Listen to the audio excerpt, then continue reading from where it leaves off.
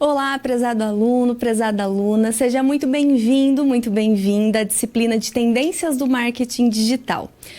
Se você não esteve comigo no semestre passado, na disciplina de Planejamento e Inteligência de Marketing, eu sou a professora Daiane Freire Romagnolo, eu tenho graduação em Administração, mestrado em Administração e tenho como área preferida dentro da Administração Marketing, principalmente o Marketing Digital. Então, acredito que a gente tenha bastante para conversar, para discutir sobre essa disciplina, principalmente em relação às tendências, que é o tema principal da nossa disciplina. Discutir todas as ferramentas do marketing digital com essa perspectiva de tendências. O que a gente consegue aplicar para a nossa área? O que a gente consegue trazer para o nosso contexto brasileiro nessa perspectiva de tendências, né? O que o mercado tem utilizado, o que os consumidores, enquanto experiência do usuário, tem solicitado, que nós, que somos da área, precisamos estar atentos. Então é nessa perspectiva também que eu quero trabalhar com você. Lembrando sempre que a gente tem lá o nosso fórum, ele já está aberto, então participe do fórum. A gente discute nessa aula um tema do nosso fórum, que é sobre a Lei Geral de Proteção de Dados Pessoais, que é uma tendência bem forte ali para o marketing de relacionamento, principalmente para o marketing digital. E também outros tópicos, né? Outro tópico que ainda será aberto. E a gente pode conversar lá, você conversa, discute com os seus colegas, além também da nossa aula atividade e assim por diante. Então, dá uma olhada comigo no tema dessa aula. História e evolução da internet. Por que é importante a gente entender esse conceito histórico e evolutivo? Porque é dali que a gente consegue ter uma noção de onde vêm essas tendências, né? Como que essas tendências são pensadas ou olhando para esse consumidor, olhando para aquilo que tem disponível no mercado. Então, vê o que a gente vai debater nessa aula. Desenvolvimento da internet, a web e os seus desdobramentos, que são as camadas da web 1.0 até a 4.0, a gente vai entender quais são as suas características e entender que o web é diferente de internet. A gente vai discutir a internet das coisas, que é IoT, a internet no Brasil, o Marco Civil da Internet, que tem relação com a Lei Geral de Dados Pessoais, e, por fim, a relação de consumo online, como isso tem se dado nessa perspectiva onde a internet ela é utilizada para essas relações de consumo, e hoje a gente tem uma perspectiva de aumento cada vez maior, né? As pessoas elas tinham uma perspectiva onde o mercado era totalmente receptivo às ações das empresas e agora não, os consumidores eles são ativos, eles criam junto com as marcas, então eles pensam as empresas pensam na experiência do consumidor porque esses consumidores eles participam também da criação desses produtos, desses novos serviços que são realizados, que são disponibilizados. Então a gente precisa muito levar em conta esse contexto desse novo tipo de consumidor que tem um poder cada vez mais ativo em meio a essas marcas e entender como essas ferramentas também auxiliam nesse contexto. É aí que a gente vai começar a discutindo, entendendo da onde veio a internet, por que ela surgiu nesse contexto e ela é tão forte, muito mais às vezes do que esse apelo comunicativo do rádio e da televisão, por que ela muda a forma como a gente estabelece as relações de consumo e aí para entender essas tendências que é a perspectiva da nossa disciplina. Vamos dar início aos nossos conceitos.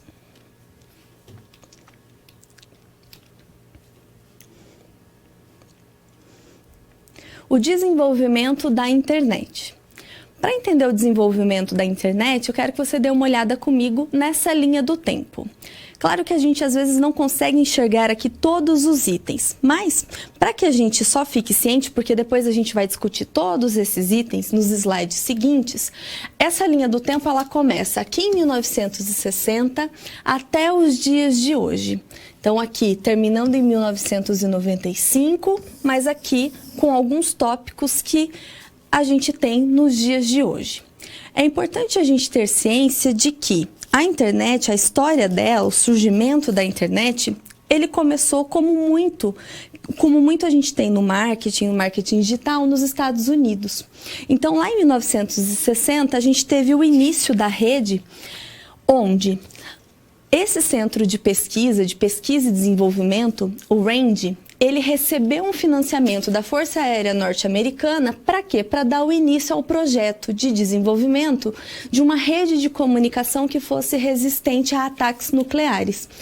Tanto nessa parte de ataques nucleares, porque os Estados Unidos ali tinham uma preocupação por conta da Guerra Fria, que foi esse contexto pós-Segunda Guerra Mundial, e também por conta de você tentar conquistar o espaço, que os países estavam nessa busca por tentar conquistar o espaço. Então, em 1960, eles começaram esse projeto de desenvolvimento e aí eles contaram com a ajuda desse Centro de Pesquisa e Desenvolvimento.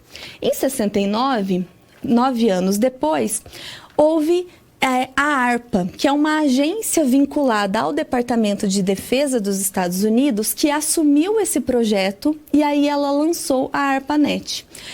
E o que aconteceu? Teve um foco muito pensado na pesquisa. Por quê? Porque havia necessidade do desenvolvimento de uma rede de comunicação. Então, em pouco tempo, 4 universidades foram conectadas. Mais para frente a gente vai vislumbrar um mapa para ter uma noção de quais universidades eram essas, para ver a distância física entre essas.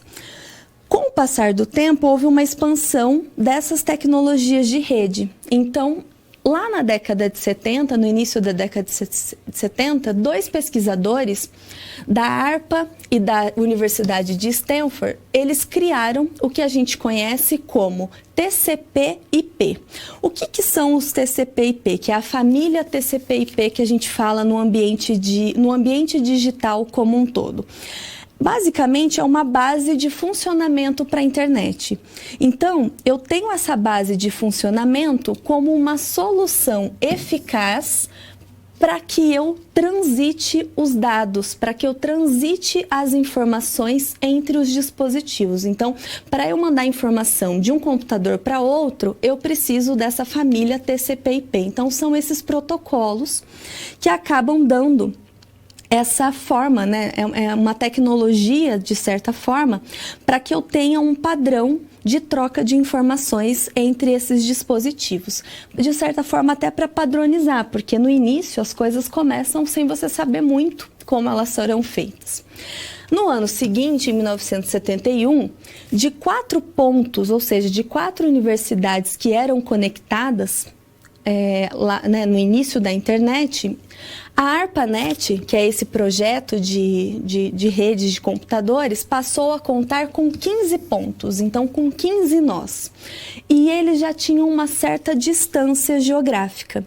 Então, qual que era o foco aqui? O foco já era ligar universidades que tinham centros de pesquisas de computação. Então, centros de pesquisas com ciências da computação aplicada. Então, você olhava para essas universidades que tinham centros de pesquisa e tentava ligar essas universidades para que elas trocassem essas informações. E, claro, muitos pesquisadores, entendendo como isso estava funcionando, começavam a pesquisar mais sobre o assunto, então, tentando dar mais formas de solucionar possíveis problemas na troca de informações, né, nos ruídos que atrapalhavam a troca dessas mensagens e assim por diante. Então, vamos continuar vendo essa linha do tempo.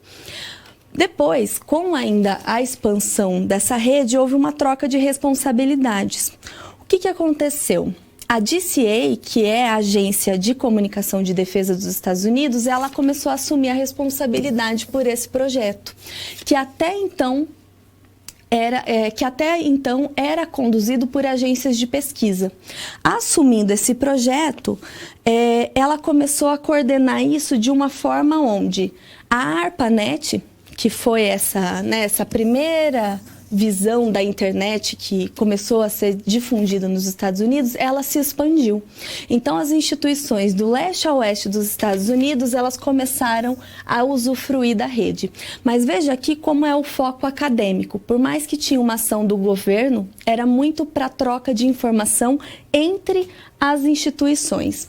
Então, a gente tinha aqui, em 1969, 4 instituições de pesquisa apenas conectadas pela ARPANET, e depois, em menos de 8 anos, a gente já passou aqui conectando de leste a oeste dos Estados Unidos. Então, por cabos, né? Por cabos aqui, por conexões via cabo, você conecta várias instituições para que todas tenham troca de informação via internet. 1983, então a gente já passou para a década de 80. A ARPANET, ela cai em desuso.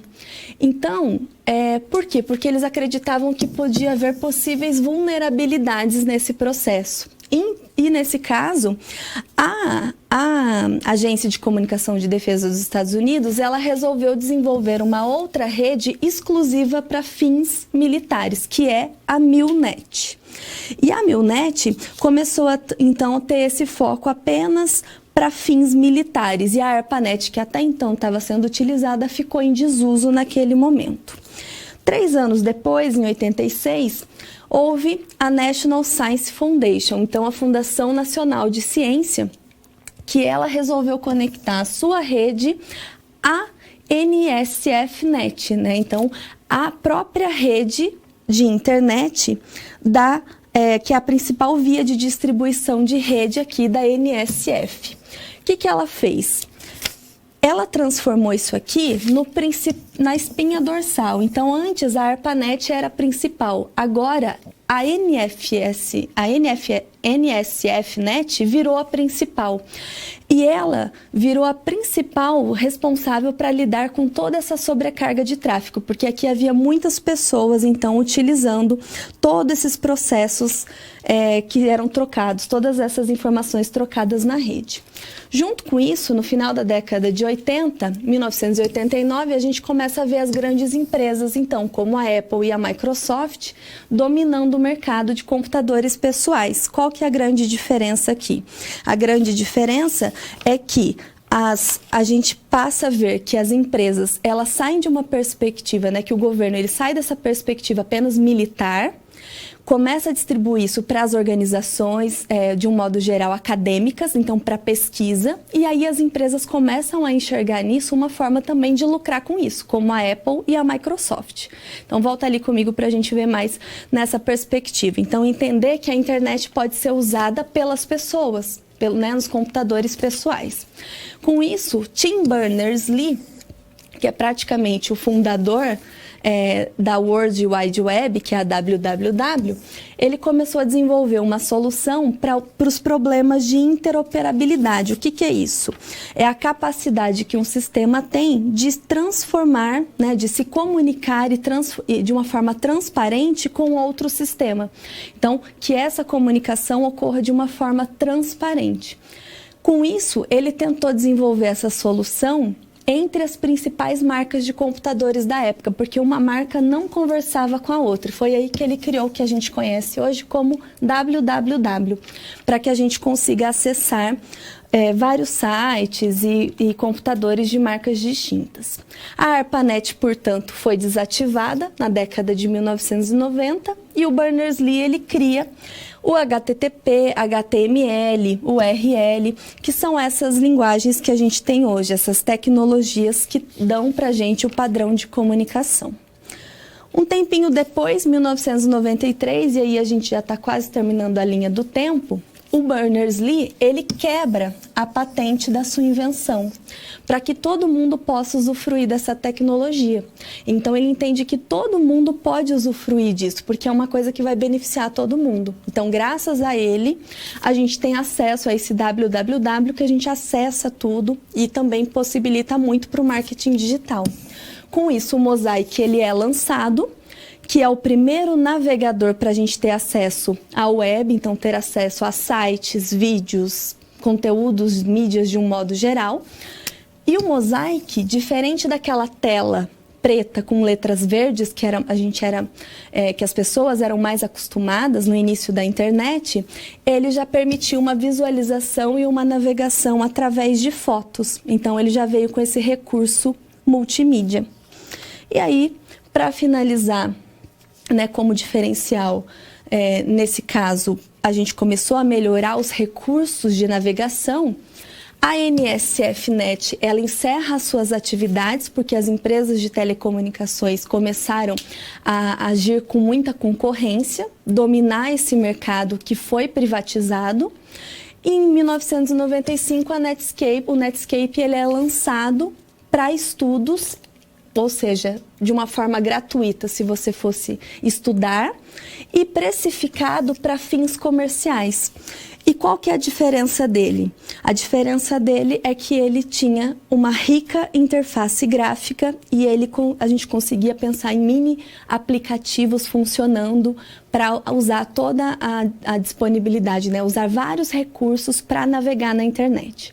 E depois disso a gente vem pensando nas web, a evolução da web, até o que a gente tem hoje como a internet das coisas e tudo que a gente conseguiu de avanço depois disso. Mas é importante a gente ver como as agências de pesquisa são fundamentais para que a gente tenha acesso a toda essa evolução e as tendências, porque muito disso vem daquilo que está acontecendo no mercado e daquilo também que é estudado, né? Daquilo que as pessoas às vezes solicitam das suas demandas.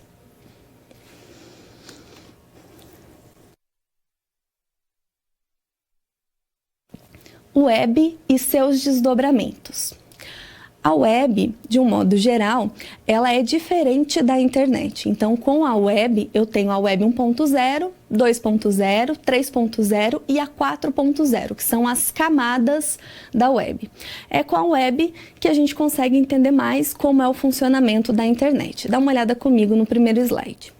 Então, a gente tem aqui a web 1.0. O que a web 1.0 tem de diferente das demais? Ela é a primeira. Então, quando ela foi criada por Tim Berners-Lee, lá no início da década de 1990, e começou a ser propagada através da internet, pensando nessa evolução da internet, a gente precisou de muitas mudanças, de muitas adaptações. Então, vamos imaginar lá em 1990 como eram os websites. Os sites, de um modo geral, eles eram estáticos. A gente não tinha muita interação, né? O usuário não conseguia interagir muito. Você simplesmente tinha acesso àquela informação que estava ali disposta. A produção de conteúdo, então tudo aquilo que tinha de conteúdo nos sites, para que você produzisse conteúdo e disponibilizasse ali, primeiro era necessário muito conhecimento técnico para que você tivesse acesso àquilo e então começasse a inserir ali as informações. De um modo geral, na Web 1.0, poucos produziam esse conteúdo para que muitos consumissem essa informação. Então, nós, enquanto consumidores, enquanto usuários da internet, a gente apenas ficava numa posição passiva de acesso a esse conteúdo. Um tempo depois, com a mudança e o acesso à internet, onde os computadores pessoais começaram a ser disponibilizados e as pessoas começaram a comprar os computadores e ter acesso à internet de um modo geral, houve a mudança e criou-se a Web 2.0, também conhecida como web social. Qual que é a principal característica da Web 2.0 e é a característica mais marcante? É porque aqui houve um rompimento daquele modo linear de produção de informações. Então, agora, quem consumia as informações também podia produzir esse conteúdo. A diferença aqui é que você não precisava mais ter um conhecimento muito técnico, né? Você não tinha mais a necessidade de ter aquele conhecimento de um pesquisador acadêmico do Centro de Ciências Aplicadas lá de computação para poder desenvolver um conteúdo e colocar esse conteúdo num site para que um outro usuário comum tivesse acesso. Na Web 2.0 não, você cria uma possibilidade de que você da sua casa também produza um conteúdo e coloque isso na internet à disposição de outra pessoa. Como quando começaram a surgir os blogs, lá na década de 90, e então as pessoas começaram a compartilhar informações, então dar opinião. Então começou de uma forma muito ainda singular, mas já era chamada de Web 2.0 a web social, porque as pessoas começaram a interagir, então produzindo conteúdo e recebendo esse conteúdo. Mas essa Web 2.0 ela ainda tinha uma peculiaridade. Por quê? Porque ela não tem essa interpretação, que é o que a gente vê na Web 3.0. Dá uma olhada ali comigo. A Web 3.0, ou também conhecida como Web semântica, ela já vem numa perspectiva de por ser uma extensão da Web 2.0, ela vem nessa perspectiva de interpretação de informações. Então, onde as próprias máquinas, os próprios computadores, eles começavam a interpretar aquilo que até então só era interpretado pelos seres humanos.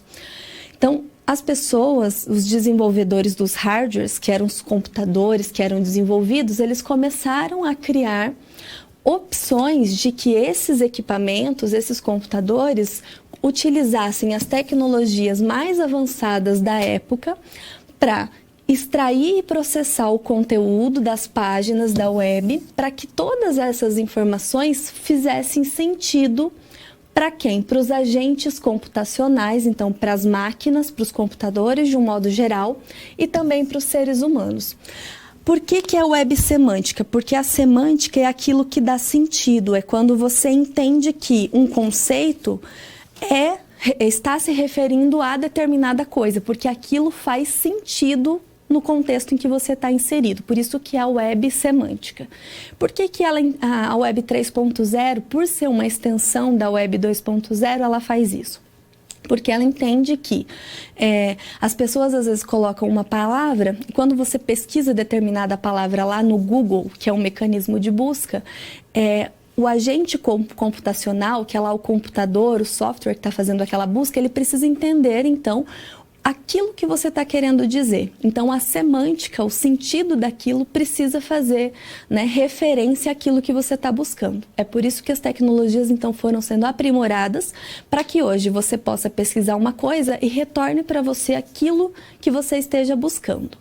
E aí um avanço da Web 3.0 é a Web 4.0. Por que ela é um avanço mais ainda nesse sentido? Porque ela já olha para uma perspectiva, além de fazer sentido, de ter essa semântica, ela ainda tem uma questão de contexto envolvido.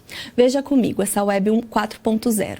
A 4.0, também conhecida como Web pragmática, ela vem na perspectiva de contexto. Pragmática vem do sentido de contexto, de contextualizar. Então, ela pega tudo aquilo que foi discutido nas web anteriores, então todo aquele legado estrutural anterior, para explorar o significado a partir da perspectiva do usuário. Então, é pensar naquilo que o usuário está procurando, naquilo que ele está pesquisando, e apresenta para ele uma informação relevante, mas que tenha de fato sentido aquilo que foi requisitado. Então, quando eu estou procurando lá determinada palavra, determinado conteúdo, aquilo, quando a máquina vai fazer a busca, aquilo tem um sentido. Aquele conteúdo retorna para mim em relação ao meu contexto, então em relação ao lugar que eu estou, ao tempo que eu estou. É a mesma coisa de você procurar por um lugar para você jantar e ele vai contextualizar com base no georreferenciamento, que é, por exemplo, a localização que você vive. Por quê? Porque há tecnologias de georreferenciamento, então geográfica, que vai pensar, vai saber que você faz a consulta de determinado local e que provavelmente você esteja fazendo a busca, porque naquele momento você quer buscar um restaurante para você jantar na cidade em que você se encontra. Então, é no sentido de entender que você procura algo e esteja procurando algo e a resposta que ele te dá faça sentido. Então, ele entende como se fosse um ser humano. Então, cada vez mais há esse aprimoramento para a questão da web, né? Desde a web 1.0 até a 4.0 e hoje o que a gente acaba vivendo mais que é a internet das coisas, onde os dispositivos são conectados à internet independente da interação humana ou não.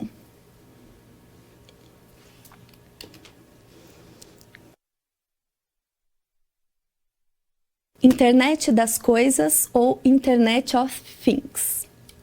A internet das coisas é o atual momento que a gente vive da web. Então, quando a gente fala da web 1.0, 2.0, 3.0 e 4.0, atualmente a gente vive a era da internet das coisas. Não é um termo novo, é um termo que foi cunhado mais ou menos na década de 1990, final da década de 80, 90, mas é um termo que hoje acaba sendo mais corriqueiro. É quando você tenta deixar as coisas conectadas à internet. Então, coisas simples, como uma caixa de medicamento, ele tem ali um sistema que se comunica com um sistema, né, vinculado à internet para saber o correto armazenamento, se ele está numa temperatura ideal e coisas do tipo. Então, você tenta deixar as coisas, objetos simples do nosso dia a dia com esse recurso de internet, recursos informacionais. Vamos entender melhor esse conceito da internet das coisas. De um modo geral, é um novo conceito de rede. Então, a gente parte dessa perspectiva da web, desde a web 1.0, então é o que a gente vive atualmente, e utiliza esse poder simbólico que a gente tem do termo internet, embora a gente saiba que internet e web sejam coisas diferentes, mas a gente utiliza esse termo simbólico internet para representar a abrangência, a magnitude, a tecnologia e também as perspectivas futuras da possibilidade de comunicação e de processamento entre os mais variados equipamentos por meio da rede. Então, é entender que os mais variados equipamentos a gente consegue comunicação e processamento de informações por meio da internet, por meio da rede. Nesse caso, a gente tem ali objetos de uso cotidiano, então, de repente, ferramentas, objetos que a gente usa na nossa casa, na nossa cozinha, por exemplo. A gente tem lá, né, desde que eles tenham agentes computacionais, então, que eles tenham algum mínimo recurso de interação com a internet. Esses objetos de uso cotidiano, eles têm autonomia para controlar e trocar informações com outros dispositivos conectados à internet. De que forma que eles fazem isso? Eles fazem isso de uma forma autônoma, então não há necessidade constante de monitoria humana.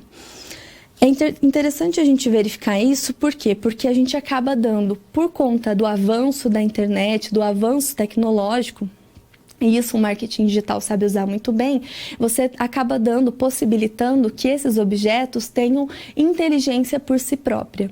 Então, eles conseguem absorver as informações por conta da internet, então eles trocam essas informações e eles enviam dados, eles enviam informações o tempo todo para esse ambiente. Então, desde que haja um mínimo ali de tecnologia envolvida, de agentes computacionais envolvidos, é passível de você mudar então esse objeto para que ele troque informações e haja de uma forma autônoma.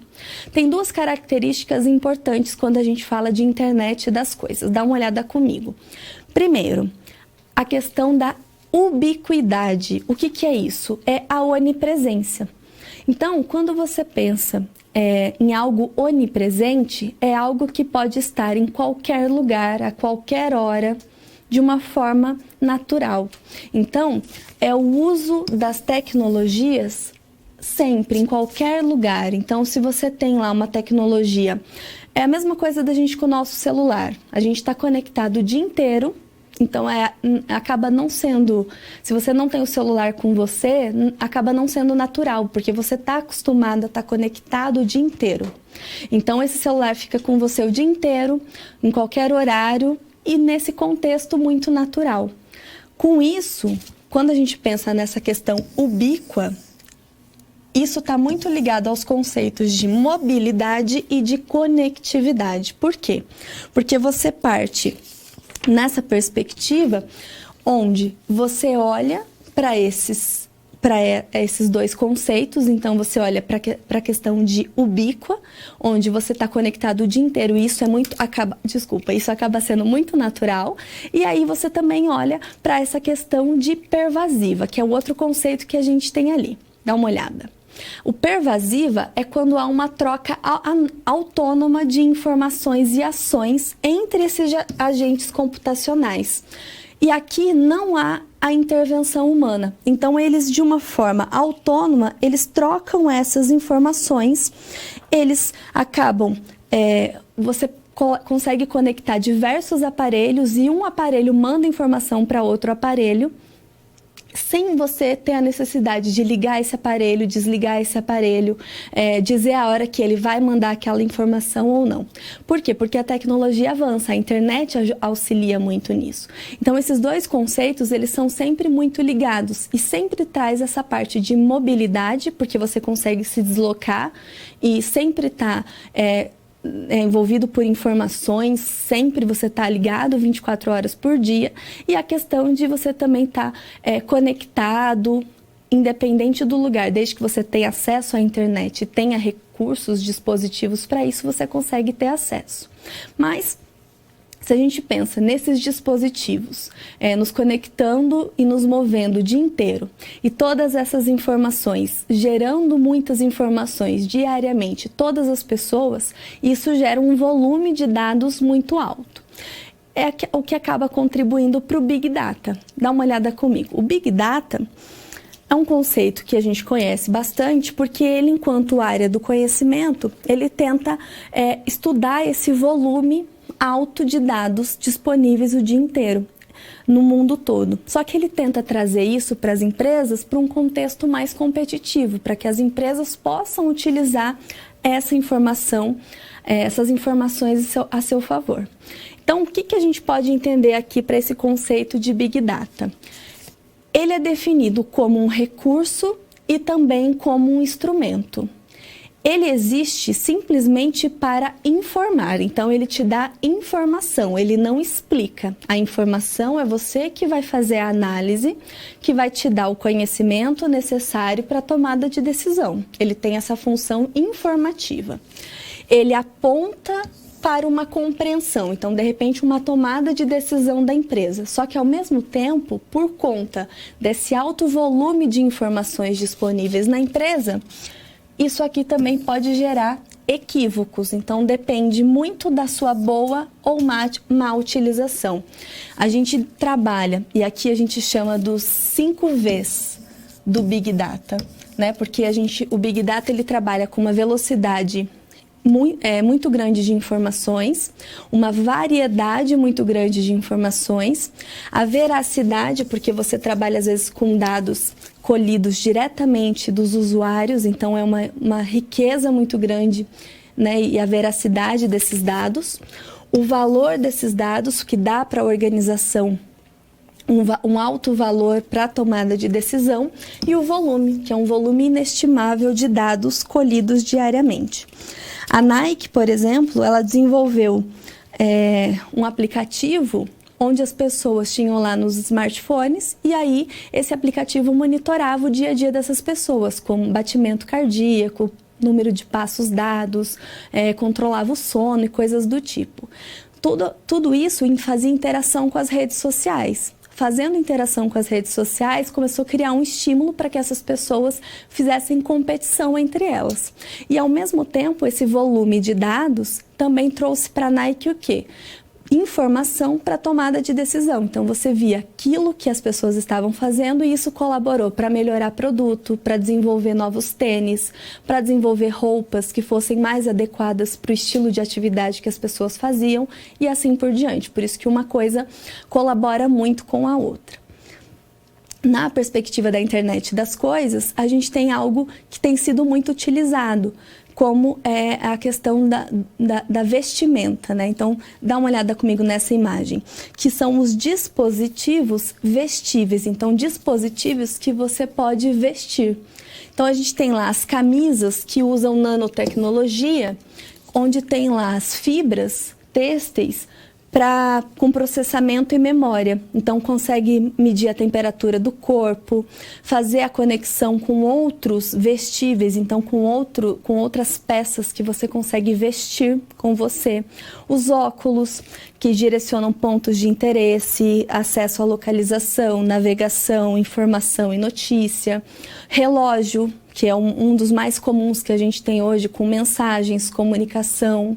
Clima, horário, que tem lá o teu e-mail, que você consegue vincular com o seu celular.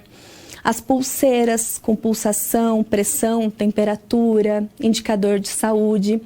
Calças, como é o mesmo caso da camisa, que a gente controla, né, tem controles diversos e também faz comunicação com outros outros equipamentos, outros dispositivos vestíveis e os tênis, com indicadores esportivos, a qualidade da pisada, relação com mapa, relação com desgaste. Então, a gente tem toda essa perspectiva onde a internet das coisas dá para objetos comuns, então blusa, né, óculos, coisa que você até então não imaginava que pudesse ter uma conexão com a internet, e ela está ali, conectada, produzindo dado, enviando informações que também colaboram para as empresas, colaboram para o marketing digital como um todo. Então, as empresas também podem utilizar isso a seu favor, com certeza.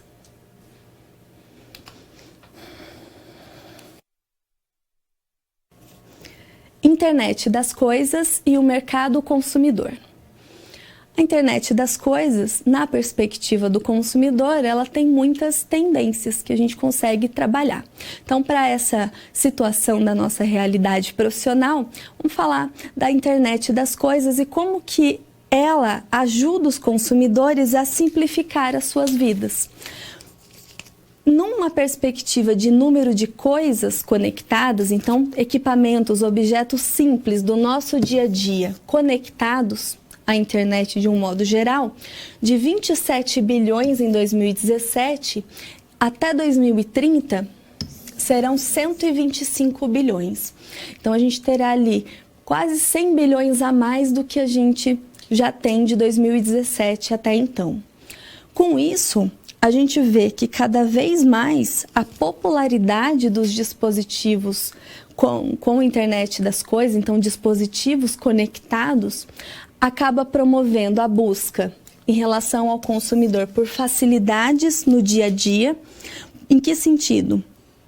Quando você promove a personalização para que cada pessoa faça a própria personalização daquilo que ele procura, quando você traz atualização de novos recursos, quando você tem possibilita um monitoramento, então monitoramento da saúde, ou da própria casa, ou do animal de estimação. Então esses recursos de facilidades, isso traz muito recurso para o consumidor e o consumidor gosta disso.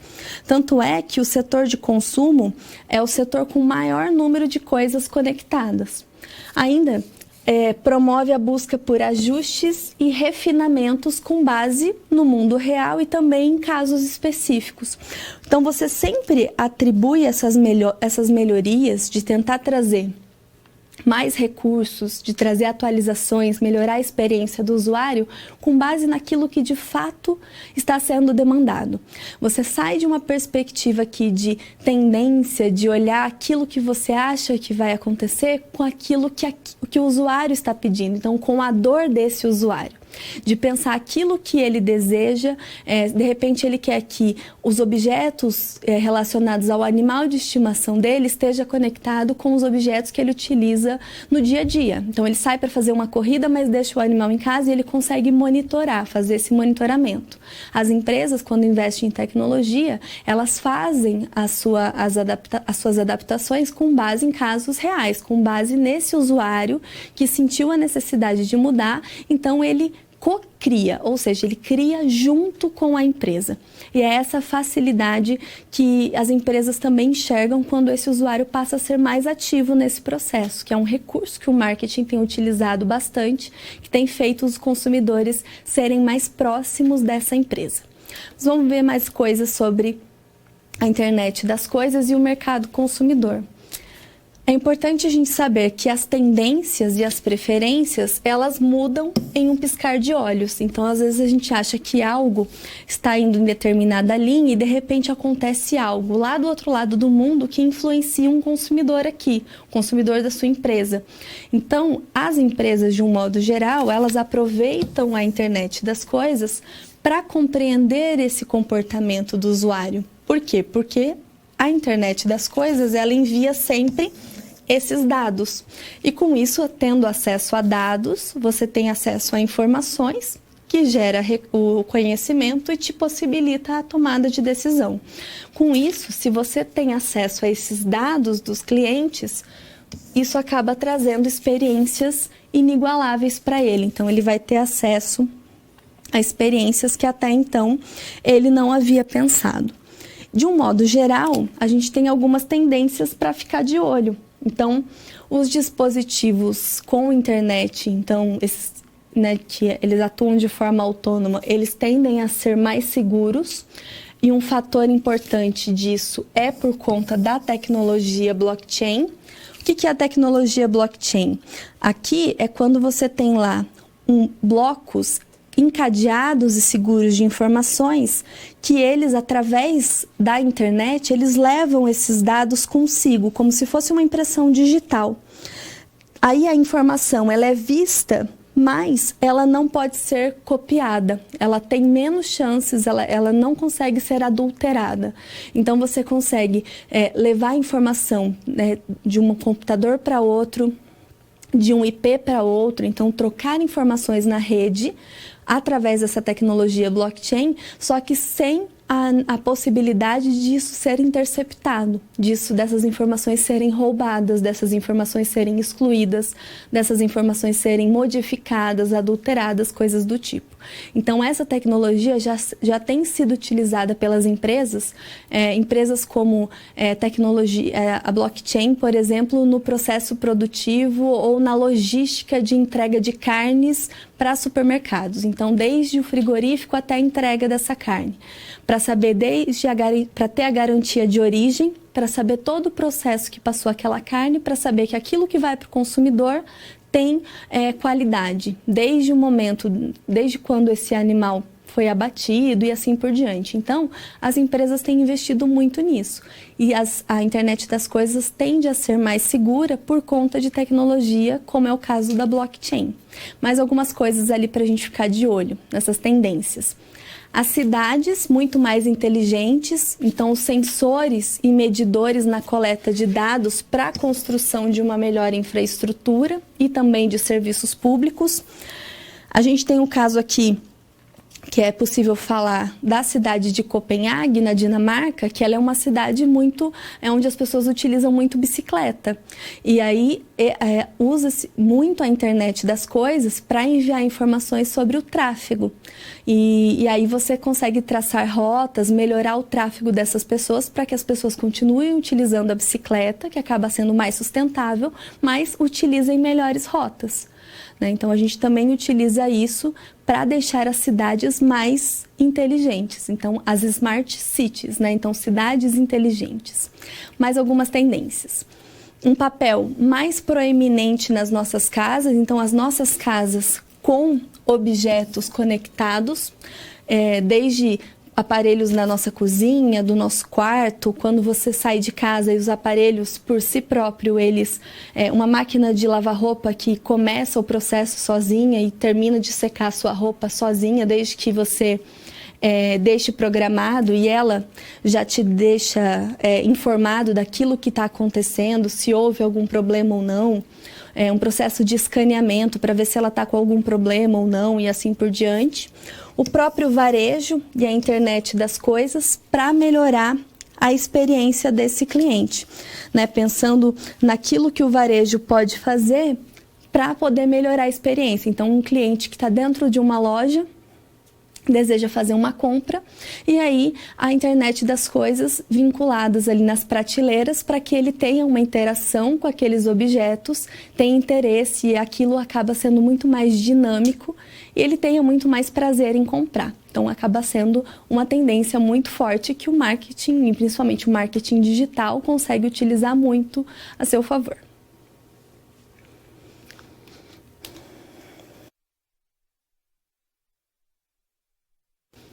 Para o nosso primeiro momento de interação, eu deixo um espaço, caso você tenha alguma dúvida, para enviar a sua dúvida. Se você tem alguma dúvida desses conceitos que a gente falou até agora, do desenvolvimento da internet, entre outras coisas, ou lá do nosso fórum, e também dos próximos tópicos que a gente vai debater, que a gente vai falar do Marco Civil, da internet no Brasil, entre outros tópicos. Então, vou dar uns minutinhos, já eu volto.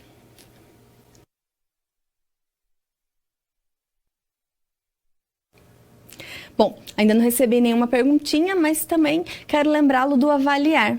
A gente tem até o dia 5 de novembro para fazer a nossa avaliação. Aproveita que lá é uma ótima oportunidade de você falar aquilo que você gostaria que mudasse no seu polo, na instituição de um modo geral, no curso.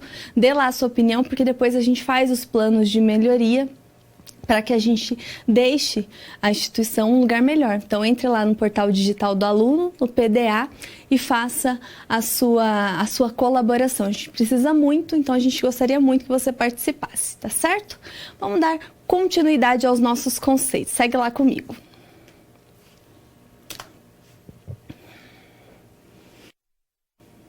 Internet no Brasil.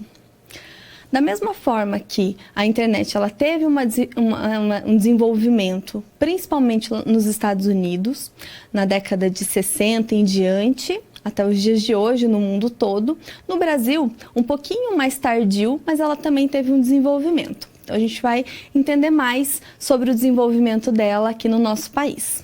Veja lá. Essa linha do tempo, a gente vai destrinchá-la em alguns slides, mas é importante a gente ver que tudo começou em 1987. Então, em 1960, a gente começou a falar de internet nos Estados Unidos, as agências começaram a discutir isso pela questão da Guerra Fria, no cuidado com essas informações e também na ida do homem à Lua e coisas do tipo, mas no Brasil isso foi se dar mesmo em 1987. E aí, um ponto importante aqui no ano de 2016 com a regulamentação do Marco Civil. Mas aí a gente vai falar dessa linha do tempo agora. Então, em 1987, houve aqui a Embratel e a Universidade do Estado de São Paulo. Essas duas instituições, elas começaram a buscar algumas soluções para conectar as instituições de ensino no Brasil e no mundo. Da mesma forma que nos Estados Unidos, aqui houve esse início pensando nas instituições de ensino. Então, como que haveria colaboração das pessoas, dos acadêmicos, de um modo geral, em prol da internet. Nesse caso, em 1989, 2 professores da USP, eles conseguiram se conectar à rede da Fundação de Amparo à Pesquisa do Estado de São Paulo e a Fermilab, que é um laboratório dos Estados Unidos. Então, eles fizeram a primeira conexão do Brasil com esse laboratório nos Estados Unidos. Então, foi a primeira conexão daqui com o mundo, e aí por intermédio dos Estados Unidos. Foi a primeira conexão exterior que a gente teve com a internet. Esse foi um primeiro ponto importante no ano de 89. Ainda no mesmo ano, de um modo mais independente, o Laboratório Nacional de Computação Científica e a Universidade Federal do Rio de Janeiro, eles se conectam à BitNet dos Estados Unidos. A BitNet é uma rede de comunicação específica para o meio acadêmico dos Estados Unidos. E aí essas duas instituições brasileiras também conseguem se conectar. Então a gente vê mais 2 instituições no Brasil, no ano de 89, que também conseguem fazer essa conexão, ainda por meios acadêmicos, com os Estados Unidos. 3 anos depois, em 1992, há aqui um processo que é da Rede Nacional de Pesquisa e o Ministério da Ciência, Tecnologia, Inovações e Comunicações. E eles montam um backbone. O que é o backbone? É uma espinha dorsal. É basicamente uma rede de transporte, de esquemas, de ligações de rede. Por que eles fazem isso? Eles fazem esse aparato tecnológico para poder conectar as instituições. Então, eles conseguem criar um processo mais forte para que, de fato, conseguisse conectar. E a gente tem aqui nessa época o apoio da ONU para que fosse difundida a internet no país, porque aqui acontecia a ECO 92, que une vários países para discutir questões ambientais e coisa do tipo. Então, a ONU também apoiou esse processo da internet.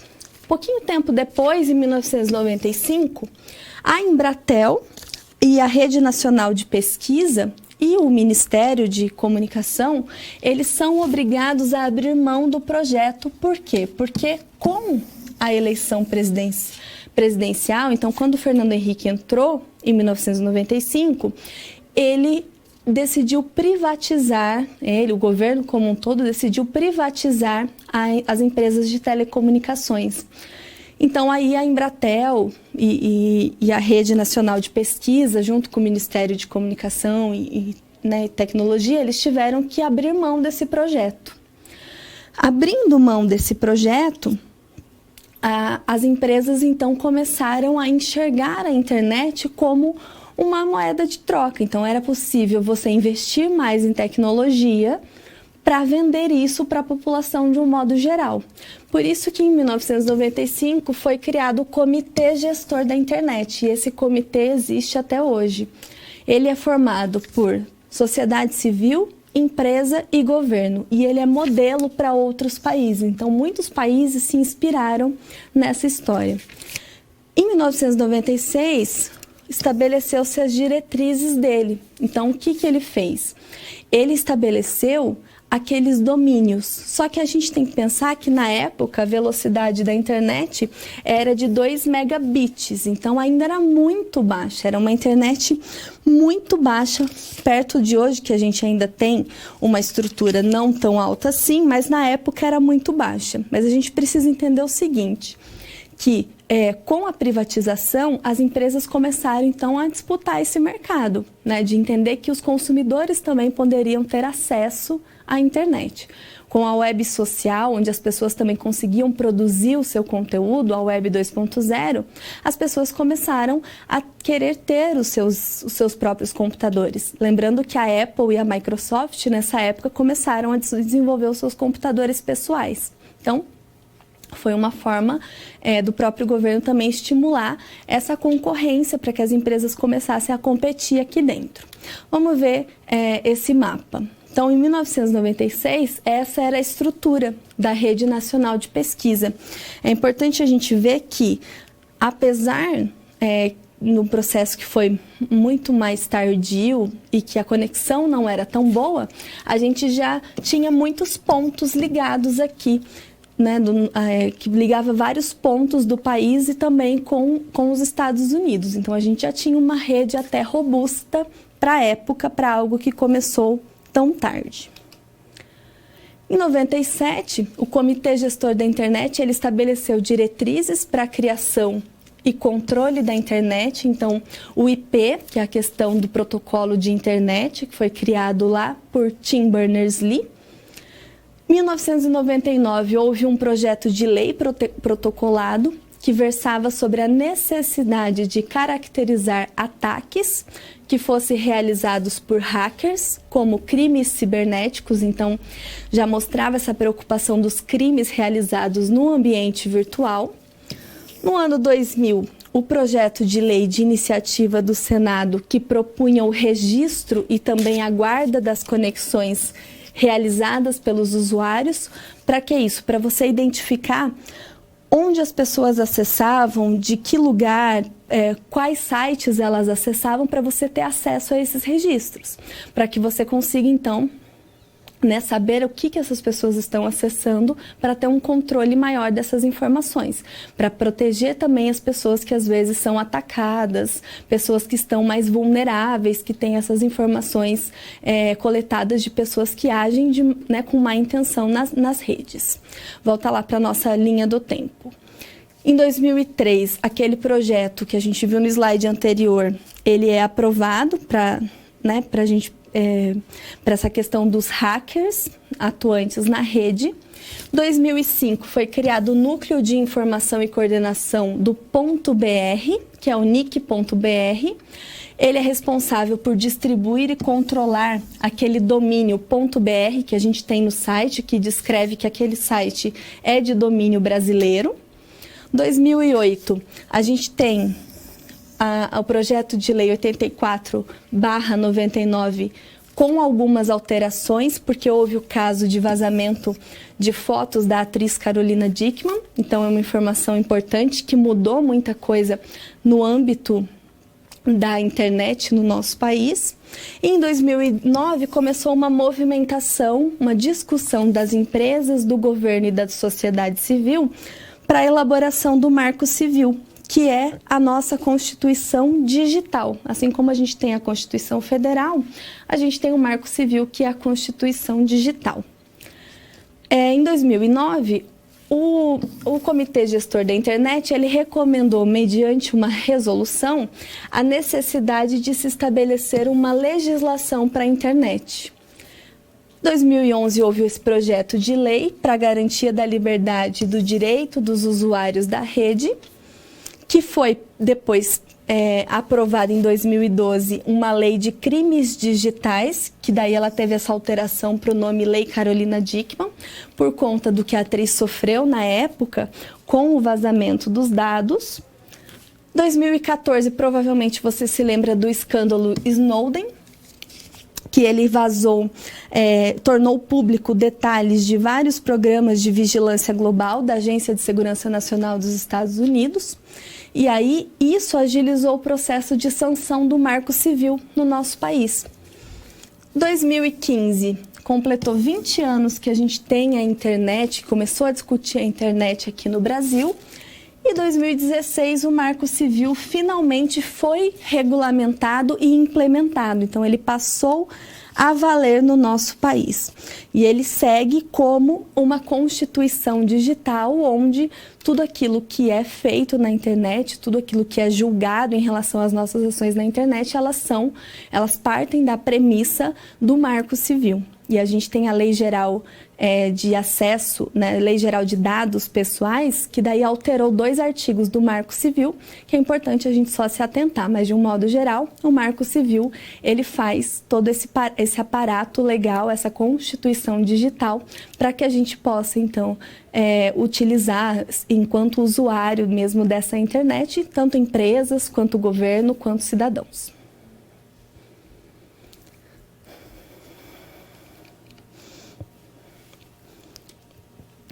Marco Civil da Internet, regras e significados.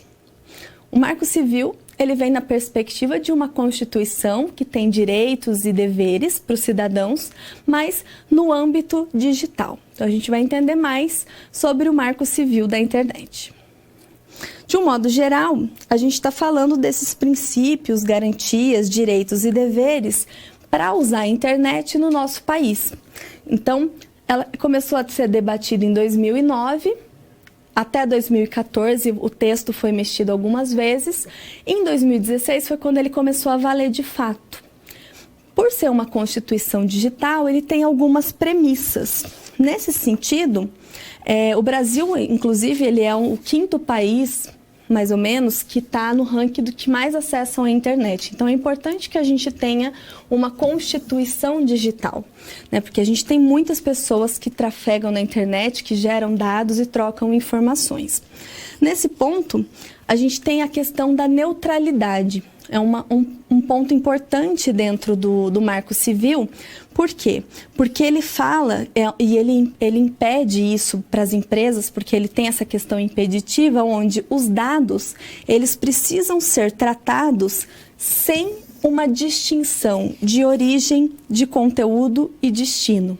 Então, as empresas, elas não acessam aquilo que o usuário acessou. Então, há uma neutralidade para que haja mais uma imparcialidade em relação àquilo que é feito na internet, desde que haja uma legalidade de acesso para que você tenha lá um acesso por meio judicial. Fora isso, há uma neutralidade, então, para que as pessoas acessem as informações. Mas a empresa ela não pode invadir o espaço, por exemplo, desse consumidor, captando essas informações.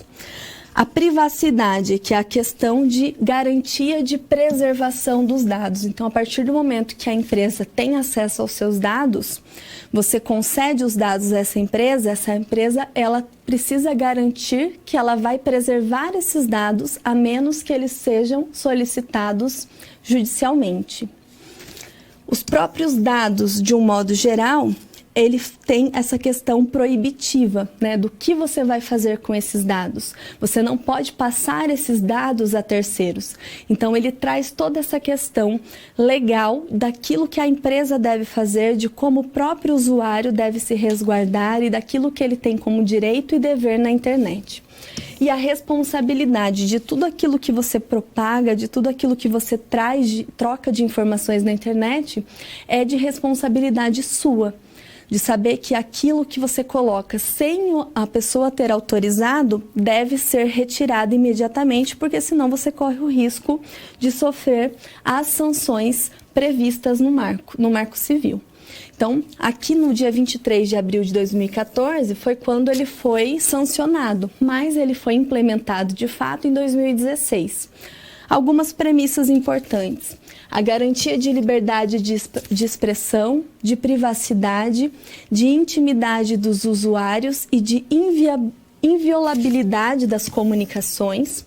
Então, você consegue ter os seus direitos preservados, os seus dados preservados, a sua comunicação preservada, a menos que haja questões judiciais envolvidas. Parte relacionada à coleta de dados pessoais, então o Marco Civil ele sanciona tudo isso. Os registros de conexão à internet ainda são válidos e a empresa provedora de acesso à internet ela tem que guardar por determinado período para que haja uma comprovação do seu registro de tráfego na internet, inclusive os registros de navegação. A retirada de conteúdos que infringem a lei, então conteúdos que são, né, que não correspondem àquilo aquilo que fere a imagem do outro, por exemplo, devem ser retirados e você sofre essas sanções legais previstas. Então, ele traça tudo isso e as pessoas, então, têm um amparo legal nessa Constituição, uma Constituição que precisou ser remodelada, porque se a gente olha na Constituição Federal de 88, num período onde a internet ainda não era discutida no país, praticamente. E aí a gente tem, no Marco Civil, a Constituição Digital, que por conta de todos os fatores de desenvolvimento da internet no país, foi acelerada e garante esses direitos e deveres, tanto para a questão do usuário, quanto também para essas empresas, para nós, profissionais da área, que também precisamos saber lidar com esses dados.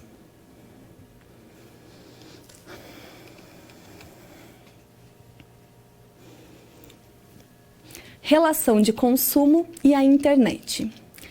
Relação de consumo e a internet tem algumas peculiaridades, porque a relação de consumo por si só, ela já muda muito se você tem o advento da internet. Então, a gente entende essa relação de consumo mais tradicional. De um modo geral, a gente parte da relação de consumo como uma relação comercial, onde você objetiva ali a troca de um bem ou serviço e a relação entre um consumidor e um fornecedor. Quem que é esse consumidor? Pode ser tanto uma pessoa física quanto a pessoa jurídica, desde que essa pessoa seja o destinatário final que vai fazer a utilização desse produto. O fornecedor, por sua vez, eu tenho 3 tipos de fornecedores, 3 classes desses fornecedores. Eu tenho o fornecedor real, que é aquele que participa do processo de fabricação de um produto, de um componente ou de uma matéria-prima, ele participa de fato. Eu tenho o fornecedor aparente, que é aquele que entrega o seu produto ao mercado, então ao consumidor com a sua marca, só que nem sempre é necessário participar desse processo produtivo. E eu tenho aquele fornecedor presumido. O que é o fornecedor presumido? Ele importa produtos para comercializar sem a identificação clara desse fabricante. Então, aqui, essa figura ela ilustra bem, eu mostro a relação comercial existente. A relação de troca onde você tem no mercado, de um modo geral, tanto no ambiente físico, principalmente no ambiente físico, né, essa troca por conta de um bem ou um serviço. Nesse caso, a gente tem lá pessoas que vão atrás de bens ou serviços, têm as suas relações comerciais, a gente utiliza aparatos tecnológicos, então você pode fazer uma compra, usar lá o cartão, entre outras facilidades que o estabelecimento promove. Só que a internet, ela muda a relação de consumo como um todo. Ela não muda apenas a forma como você compra, ela muda desde o processo produtivo até o momento que esse produto chega na sua casa ou esse produto volta para a empresa numa perspectiva de logística reversa ou numa perspectiva de pós-venda, que é esse contato da empresa com o cliente, ou até mesmo nos 4 P's do produto. Então, produto, preço, praça e promoção. O que a gente tem lá com a diferença da internet? Com a relação de consumo na perspectiva da internet, a gente já tem um processo onde a Web 2.0 ela passa a influenciar. Então, eu tenho a web social, que faz a diferença, porque aqui o consumidor ele também passa a produzir conteúdo. Ele passa a falar dessa empresa, ele passa a fazer reclamações, ele passa a sugerir, ele passa a fazer demandas. Então, ele acaba sendo muito mais ativo e não mais passivo como ele era antes. A relação comercial, ela continua existindo, só que aqui tudo acaba sendo mais rápido, o fluxo de informações acaba sendo muito mais acelerado. E as empresas, a partir do momento que o consumidor passa a ser muito mais ativo, isso requer que a empresa esteja atenta, mas nem sempre ela precisa ser tão ativa nessa questão de campanha. Eu não preciso tanto ficar mostrando a empresa para o consumidor se eu sei que eu tenho um consumidor muito atento que conhece a minha empresa. Em contrapartida, eu também não posso ser negligente, porque é um consumidor que tem na internet um veículo para falar mal, para falar bem, mas também para falar muito mal da minha empresa. Então, eu também preciso estar atento. Tanto às redes sociais como Reclame Aqui, que é um site onde você consegue juntar ali mostrar muito essa relação do pós-venda, ou então de uma venda que não deu certo. A relação desse cliente intermediada pela internet, por quê? Porque ali vai escancarar para todo mundo que uma empresa, de repente, não está fazendo o serviço bem feito. E aí, se você procura sobre uma empresa na internet, já encontra uma reclamação dela num site como esse, e isso já acaba caindo, né? Essa empresa já cai no seu conceito.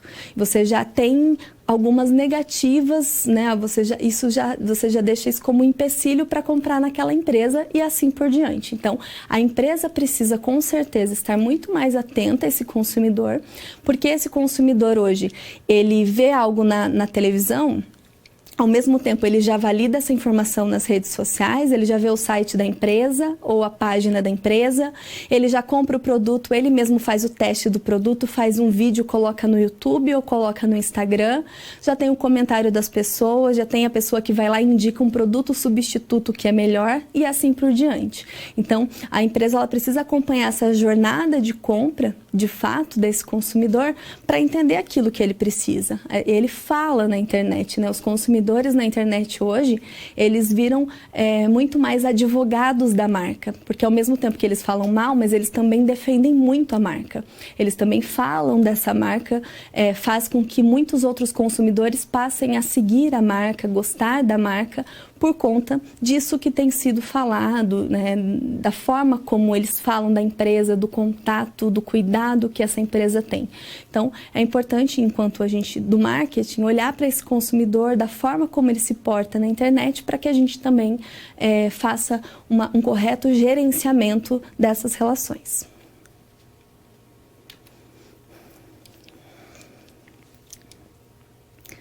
Lei Geral de Proteção de Dados Pessoais e o Marketing.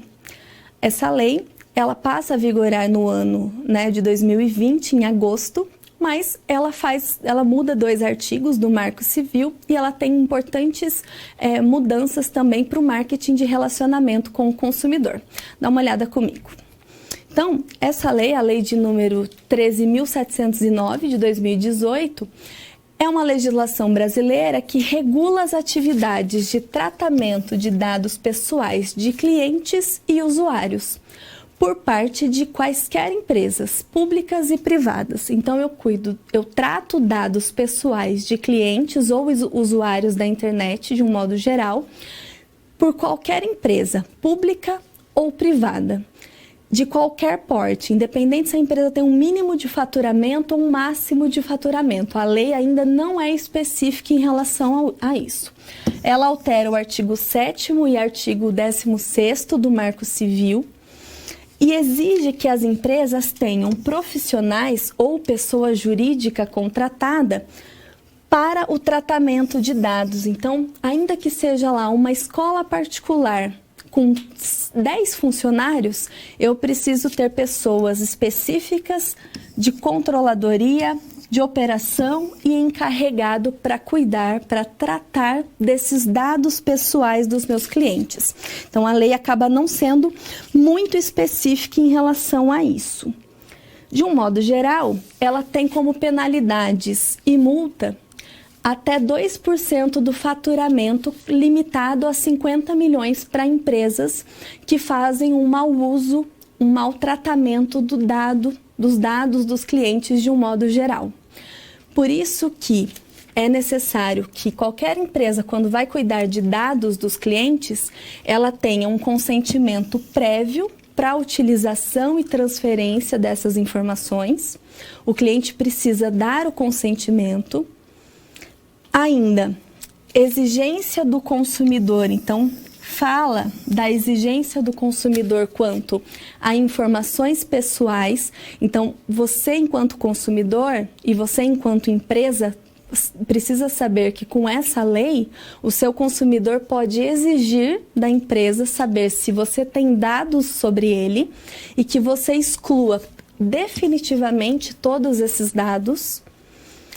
Tem uma medida provisória para a criação da Autoridade Nacional de Proteção de Dados, que é a ANPD, então é uma agência, uma autoridade dentro do governo para legislar em cima desses dados pessoais, então ações específicas por conta dessa lei, que acaba auxiliando quando a gente tiver dúvidas relacionadas a essa lei de um modo geral.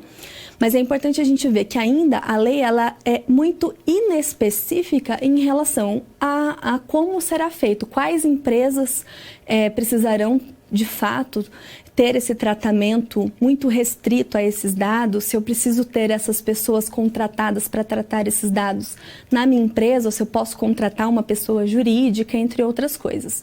Então, ainda são pontos que precisam ser mais explicados, mas, de um modo geral, afeta o marketing de relacionamento com os nossos clientes. E aí afeta também o nosso CRM, que é o software de relacionamento. Dá uma olhada ali comigo. De um modo geral, em relação ao nosso CRM, é importante a gente, enquanto profissional, estar muito atento àquilo que a gente armazena de dados, desde e-mail, nome completo desse cliente, data de nascimento, CPF, todos esses dados, o tipo de dado que foi coletado, como ele está sendo armazenado para que tenha um tratamento correto de acordo com a lei, como esses dados são processados, transferidos e quem vai ter acesso a esses dados, porque isso aí precisa ficar muito restrito à empresa. E aí, em relação ao relacionamento com esses clientes, enquanto empresa, a gente precisa ter um controle muito maior e mais rigoroso nas seguintes áreas. O site da nossa empresa, as informações que ficam ali dispostas, quando você permite que o cliente coloque algum dado ou não, as informações que esse site capta ou não desses clientes, o e-mail marketing que você envia, porque você tem acesso ao e-mail desse cliente, esse cliente autorizou que você enviasse um e-mail a ele. Então, tenha atenção a isso. O tempo que você pode armazenar esse dado, porque depois de determinado tempo você não pode mais armazenar esse dado. Os dados no backup, então lá no backup que você faz, no armazenamento que você faz. Por isso é importante que a empresa implemente políticas ligadas a essa lei para que a empresa faça um correto tratamento desses dados, lembrando que não importa o tamanho da empresa, a lei ainda vale para qualquer tipo e porte de empresa. Uma boa gestão do consentimento para que o cliente saiba aquilo que ele está consentindo, assinando. Uma boa segurança desses dados para que o cliente tenha confiança no processo, nesse marketing de relacionamento. os direitos desse acesso e também os direitos de apagar, para que esse cliente também tenha a opção de apagar, para que ele possa entrar no site e excluir as informações para que a sua empresa não tenha mais acesso. Porque essa lei ela existe já em outros países do mundo e ela é muito forte em relação àquilo que ela coloca. Então, enquanto área de marketing, a gente tem que estar muito atento a ela, porque é algo que vai com certeza pesar muito no nosso marketing digital, no relacionamento com os nossos clientes.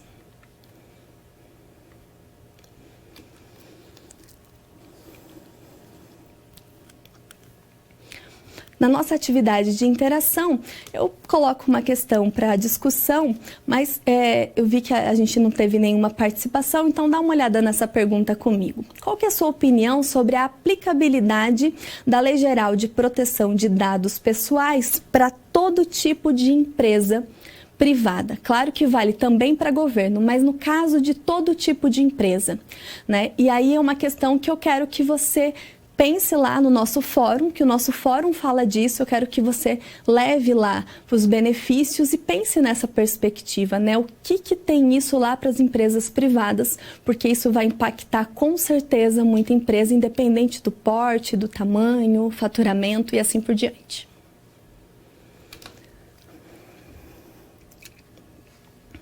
Recapitulando.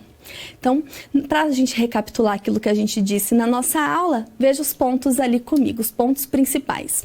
A gente falou do desenvolvimento da internet, que internet é diferente de web, e a gente falou desde a web 1.0 até a web 4.0, lembrando que atualmente a gente vive a era da internet das coisas. O desenvolvimento da internet no Brasil, que começou na década de 80, muito pautado nos Estados Unidos, o Marco Civil da Internet, que é a nossa Constituição Digital, que também foi alterado 2 artigos, artigo 7º e artigo 16º, por conta da Lei Geral de Proteção de Dados Pessoais, e que essa lei vai afetar muito o relacionamento com o nosso consumidor, lembrando sempre que a internet afeta a nossa relação de consumo online. Então, é importante que a gente esteja atento a isso no marketing. Estamos finalizando a nossa aula, espero que você tenha gostado desse conteúdo. A gente vai falar muito de tendências do marketing digital e estou aberta às suas dúvidas, às suas contribuições. Agradeço a sua atenção, um grande abraço e até a nossa próxima aula.